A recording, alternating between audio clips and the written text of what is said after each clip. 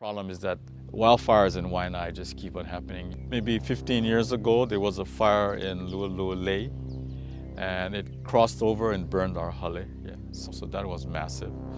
But the 2018 fire was, we were up here, and during the summer, we had two school buses down inside here, and somebody lit the fire along the edges of our road coming up. Yeah. So we called down immediately, but these arsons were happening all along the coast, but they told us no trucks would come up because they're in Makaha. Good thing we had some parents and trucks, and we had a lot of 5-gallon buckets. And we went down and fought the fire at the edges down here. These school buses with parents and families came up around 9:30. We couldn't get out until about 5 o'clock in that afternoon because the road was on fire.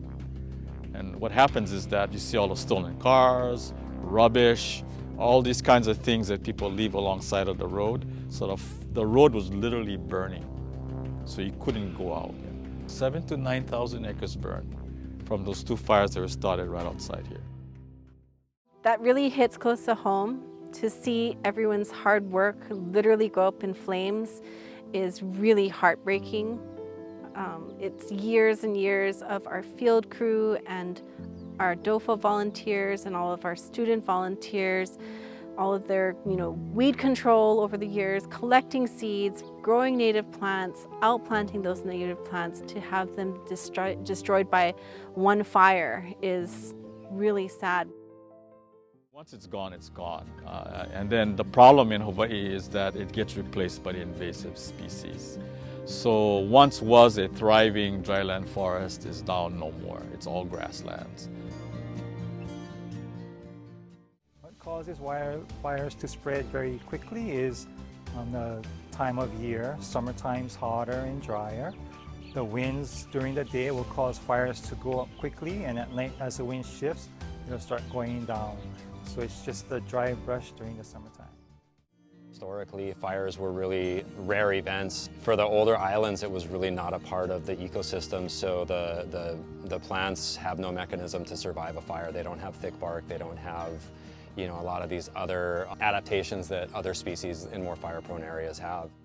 If a forest burns, it'll burn the forest, but what happens to all the homes that are along the forest? They burn. And so what happens when a house burns? The next house burns, and then you have the whole community, that whole town can burn. And then what happens after the fires? Nothing to protect that soil. And then you have the mudslides and the floods. So it's a chain reaction. It creates an environmental disaster. The Hawaiian dry forests were some of the most diverse forests on Earth, with up to 60 different canopy tree species. Our dryland forests are incredibly important because they're the most endangered ecosystem in Hawaii. Only 2% of our dryland forests are left, and about 40% of our native species can be found here. They're kupuna, yeah. They were here first. They evolved over millions and millions and millions of years, and they're special. So they're special to Hawaii, they're special to our culture, and they're found in stories and mele and mo'olelo. There's always references to these plants. Yeah. That's just going back to the Hawaiian forests, especially dry forests, are just not capable of withstanding fire. And they also create an environment that is the best for holding water and moisture.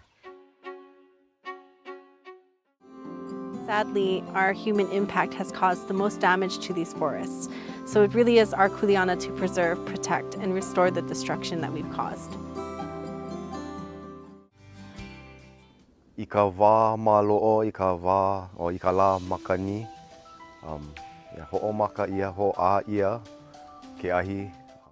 And that's why environmental education is so important, conservation education, because people that burned the forest never went to a aloha aina class. They never understood what the importance was. They don't have any value of it, but they don't understand why these forests are important, why they're sacred, why there's a spiritual connection to those plants. Once you do that, then you change people's thinking. They value it, and they see that it's a treasure. So that's why education is so critical.